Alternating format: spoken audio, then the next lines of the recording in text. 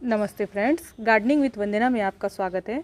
आज ये देखिए गुड़हल का एक बहुत प्यारा सा कलर खिला हुआ है मेरे यहाँ।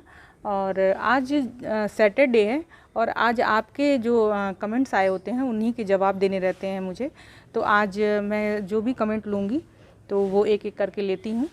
तो आइए चलिए वीडियो शुरू करते हैं।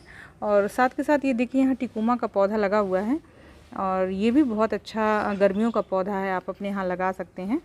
तो अब चलिए सवाल लेते हैं। तो सबसे पहला जो सवाल मैं ले रही हूँ वो किचन रेसिपीज से है। तो ये मैम ने पूछा है कि मैम बताएं कि नर्सरी गुलाब रेड सॉइल वाले कैसे मर जाते हैं।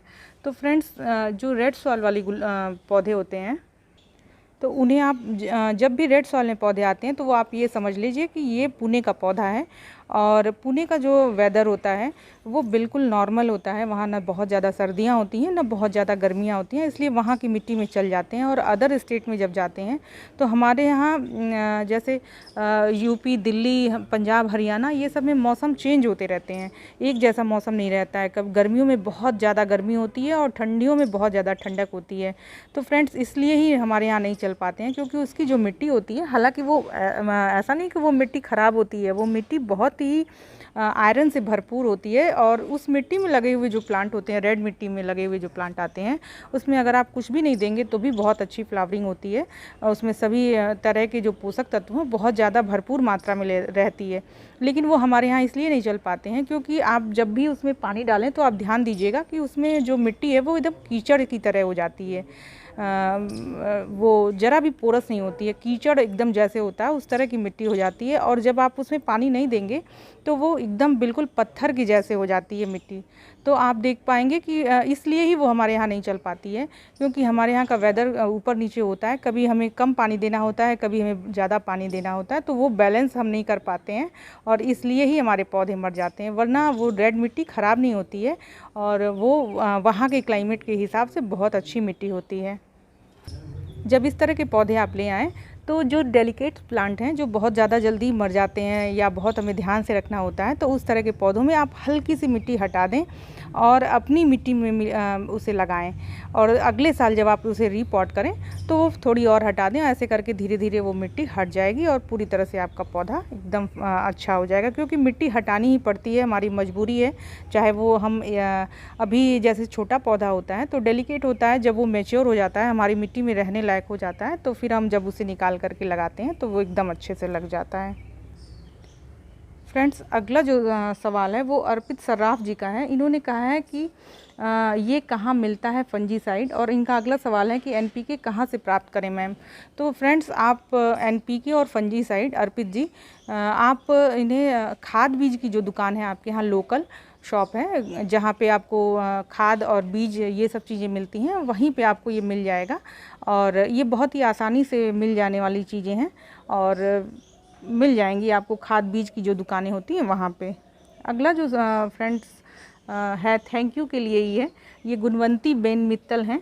इन्हें मैं थैंक्स कहना चाहूँगी अपनी वीडियो के माध्यम से, क्योंकि जब मेरे बहुत कम सब्सक्राइबर थे तब ये कमेंट करती थी और बड़ा ही मोटिवेशनल लगता था मुझे।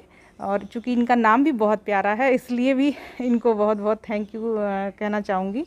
और अगला जो सवाल है वो पूजा मिश्रा जी कह रही हैं कि मैम कटिंग को धूप में कब रखना है। तो फ्रेंड्स, जब भी हम कोई कटिंग लगाते हैं तो आप देखें कि वो कब ग्रो हो रहा है। हफ्ते में 10 दिन बाद जब भी वो ग्रो होना शुरू हो, उसमें नई पत्तियाँ आएँ, तो आप ये ना समझें कि अब प्लांट एकदम बढ़िया हो गया है और चलो अब इसे रिपॉट करते हैं। ऐसा बिल्कुल भी ना किया करें, क्योंकि पत्तियाँ निकलती हैं लेकिन जड़ें बाद में बनती हैं। पहले पत्तियाँ निकलती हैं और उसके बाद जड़ें बननी शुरू होती हैं। तो आप उसे 1-1.5 महीने पूरा अच्छे से एक छायादार जगह पे, जहाँ हवा ज़्यादा अच्छे से आती जाती हो और पौधों के झुंड के बीच में उसे रखें, ताकि उसका मॉइस्चर लेवल ख़त्म ना होने पाए, सूखापन ना आए पौधे में। तो आप देखिए कि आपकी ज़्यादा से ज़्यादा कटिंग चल जाएंगी। और जब प्लांट थोड़ा अधिक बढ़ जाए तो आप उसे धीरे धीरे करके धूप में रखें। ऐसा नहीं कि एक ही दिन आप धूप में, पूरे दिन की धूप में रखें, ऐसा बिल्कुल नहीं करना है। आप 2-2 घंटे की धूप दें और इस तरह से ही अपने प्लांट्स को लगाएं। फ्रेंड्स, अगला जो सवाल है वो स्मार्ट गार्डन स्मार्ट चैनल से है। इन भाई ने पूछा है कि इनके मैम हमारे रोज़ प्लांट समर में सूख जाते हैं, डाई बैक की बीमारी लग जाती है और पूरा प्लांट सूख जाता है। तो फ्रेंड्स, डाई बैक की बीमारी ऐसी है कि कोई ऐसा रोज़ ग्रोअर नहीं है जो ये देखा ना हो और इस चीज़ को महसूस ना किया हो, और बहुत बुरा लगता है जब डाई बैक से हम कुछ नहीं कर पाते और हमारे पौधे मर जाते हैं। तो उसका मेन रीज़न ये होता है कि हमारे जो पौधे हैं वो पूरी तरह से मैच्योर नहीं है और उनमें जो माइक्रो न्यूट्रिएंट्स हैं या किसी न किसी चीज़ की उसमें कमी, डेफिशिएंसी हो जाती है पौधों में, तभी वो पौधा मरता है और डाई बैक तभी लगता है। और पौधा आपका एकदम स्वस्थ है तो उसमें आपको डाई बैक की समस्या नहीं आती है। इस पर मैं एक डिटेल वीडियो बनाऊंगी और 1-2 दिन में ज़रूर इसे दूंगी और आप देखिएगा, तब आपको पूरी तरह से समझ में आ जाएगा कि डाई बैक बहुत ख़राब बीमारी है और ये जब प्लांट में लग जाती है तो पता ही नहीं चलता है और हफ्ते भर में आपका प्लांट पूरी तरह से मर जाता है। तो इसकी एक डिटेल वीडियो बहुत अच्छी सी बनाऊंगी। फ्रेंड्स, अगला जो सवाल है वो नीलम पाठक जी का है। इन्होंने कहा है कि बहुत अच्छी जानकारी दी है मैम, बहुत बहुत धन्यवाद। क्या अभी mustard cake liquid with diluted DAP दे सकते हैं? तो फ्रेंड्स, दे सकते हैं, लेकिन ये है कि आप जो रेशियो 1 में 10 डब्बे का बनाती थी, जैसे 10 लीटर पानी में 1 लीटर डाइल्यूट करती थी, वो आप 20 लीटर करीब कर लें या ना ही दें गर्मियों में तो ठीक है। मस्टर्ड केक थोड़ा गर्म तासीर का होता है, इसलिए थोड़ा अवॉइड किया जाता है गर्मियों में। आप DAP को दे सकते हैं, क्योंकि जो भी केमिकल फर्टिलाइज़र बनाए जाते हैं वो सर्दी, गर्मी, बरसात हर मौसम के हिसाब से बनाए जाते हैं, इसलिए आप गर्मियों में भी दे सकते हैं। हाँ, क्वांटिटी हमें कम कर देनी होती है। आप NPK भी दे सकते हैं, डाइल्यूटेड जो NPK 1919 या 2020 आता है, वो भी आप अपने पौधों में दे सकते हैं। लेकिन वही है कि जो आप 2 ग्राम की मात्रा में यूज करते थे वो आप अब 1/2 ग्राम यूज करेंगे 1 लीटर पानी में। और सभी तरह के जो केमिकल फर्टिलाइज़र है वो भी आप दे सकते हैं, लेकिन वही है कि अब मात्रा हमें कम कर देनी है। फ्रेंड्स, अगला जो कमेंट आया हुआ है वो संजय यादव जी का है। इन्होंने लिखा है कि आपके वीडियो से मेरे रोज़ प्लांट तो बहुत ही फ़ायदा हुआ है मैम, थैंक्स। तो संजय जी, आपको भी थैंक्स कि मेरी वीडियो से आपको फ़ायदा हुआ है और अच्छा लगा ये सुन करके। और अगला जो कमेंट आया हुआ है वो रेनू बालाजी का है। इन्होंने लिखा है कि मैंने रेनी सीजन में देसी गुड़हल की कटिंग लगाई थी और ग्रोथ तो हो रही है, लेकिन अभी बड्स नहीं बन रही हैं, ऐसा क्यों? तो फ्रेंड्स, होता है कभी कभी पोटेशियम की कमी की वजह से बड्स नहीं बनती है, या कभी कभी जड़ें बहुत मजबूत नहीं हो पाती हैं, तो उससे भी फ्रूटिंग या फल नहीं आ पाते हैं, फूल नहीं आ पाते हैं पौधों में। तो दोनों का बैलेंस ज़रूरी है। तो आप कभी कभी DAP और पोटाश को उसमें दे सकते हैं, फूल आपके पौधे में ज़रूर आएंगे। और जो लिक्विड फर्टिलाइज़र मैं बनाती हूँ उससे अगर आप हर हफ्ते देते हैं तो निश्चित ही आपको 1 महीने में इसको बहुत बढ़िया रिजल्ट और ज़रूर उसमें फूल आएंगे 1 महीने के अंदर। तो आप उसे दे के देखिए। फ्रेंड्स, अगला जो कमेंट आया हुआ है, MIG-20 फर्टिलाइज़र दे सकते हैं? तो इन्होंने ये गेंदे के पौधे के लिए फ्रेंड्स पूछा है। तो आपको मैं बता दूं कि गेंदे के पौधे या विंटर के सीज़न के जो भी पौधे हैं अब वो जा रहे हैं, आप उसमें कुछ भी फर्टिलाइज़र या कुछ भी उसमें जो स्पाइडर माइट लगे हुए हैं उसके लिए आप कुछ भी देंगे तो वो पौधे रुकने वाले नहीं हैं, वो चले ही जाएंगे, क्योंकि अब उसका सीज़न जा चुका है। आप यहाँ मेरे देखिए सब गेंदे के पौधे लगे हुए थे, वो सब अब जा चुके हैं फ्रेंड्स। तो आप उसका लालच अब मत करिए, उसका बिल्कुल मोह मत करिए। जो विंटर प्लांट्स हैं अब वो चले जाएंगे, अब वो कितना भी आप कोशिश कर लें आपके यहाँ नहीं रह सकते हैं।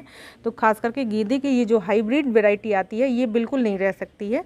आपको देसी वेराइटी या फिर वो छोटे छोटे जो आते हैं फ्रेंड्स, इस तरह से ये जो जाफरी वैरायटी है ये रह सकती है आपके यहाँ, लेकिन इनका भी लाइफ साइकिल जो है 3 से 4 महीने का होता है। उसके बाद ये भी प्लांट सूख करके ख़त्म हो जाते हैं। हाँ, ये है कि उसके बाद नए प्लांट आते हैं या आप कटिंग उसकी लगा के उसको प्रोपोगेट कर सकते हैं, लेकिन आप प्लांट को बचाना चाहें तो वो नहीं बच पाएंगे। 3 से 4 महीने ही इनकी लाइफ होती है। तो जैसे कि ये वाले देखिए आप बिल्कुल फ्रेश हैं, आप देखिए इसमें कोई भी पेस्ट अटैक नहीं है, बिल्कुल नज़दीक से मैं दिखा रही हूँ। देखिए आप, इसमें कोई भी पेस्ट अटैक फ्रेंड्स नहीं है, बिल्कुल अच्छा सा एकदम हेल्दी प्लांट है। और इसमें देखिए कितने फूल आए हुए हैं। और ये वो वाला प्लांट है कि जो जैसे ये प्लांट है इसके साइड में यहाँ ऐसे छोटे छोटे जो बेबी प्लांट्स निकल आते हैं अपने आप ही, वही प्लांट्स को मैंने एक साथ ही लगा दिया। इसमें 6-7 प्लांट एक साथ लगे हुए हैं और वो अब अभी चल रहे हैं, क्योंकि अभी ये प्लांट अपने एज पर है और ये 2-3 महीने रहेगा, उसके बाद ये भी प्लांट ख़त्म हो जाएगा, क्योंकि गर्मियाँ बहुत ज़्यादा हैं। तो जिनके भी पौधे में गेंदे में स्पाइडर माइट या कोई भी रोग लगा हुआ है तो आप इसको उखाड़ करके फेंक दीजिए, अब वो आपके यहाँ नहीं बच पाएंगे फ्रेंड्स। वीडियो को समाप्त करने से पहले मैं आपको कुछ एक अलग सी चीज़ दिखाती हूँ। देखिए फ्रेंड्स, ये जो स्टैंड है ये छाया में रखा हुआ है और यहाँ पे ये कैलेथिया के प्लांट्स लगे हुए हैं जिसको मैंने प्रोपोगेट करके आपको दिखाया भी था। ये सारे प्लांट्स हेल्दी हैं और इसके साथ ही देखिए ये अरेका पाम रखा हुआ है और इसमें बहुत छोटी सी चिड़िया का घोंसला है और उसमें चिड़िया अभी नहीं है लेकिन उसके अंडे ज़रूर हैं, वो उसकी वीडियो मैं दिखाती हूँ। ये अरेका पाम है देखिए और इसके बीच में इसने बना रखा है और दिखाती हूँ। ये देखिए फ्रेंड्स, ये इसके अंडे हैं और चिड़िया यहीं कहीं होगी आसपास ही, तो मैंने सोचा आपको दिखा दूं। तो मेरा ये वीडियो आपको अच्छा लगा हो तो इसे लाइक करिएगा, शेयर करिएगा और मेरे चैनल को सब्सक्राइब भी कर लीजिएगा। नमस्ते फ्रेंड्स।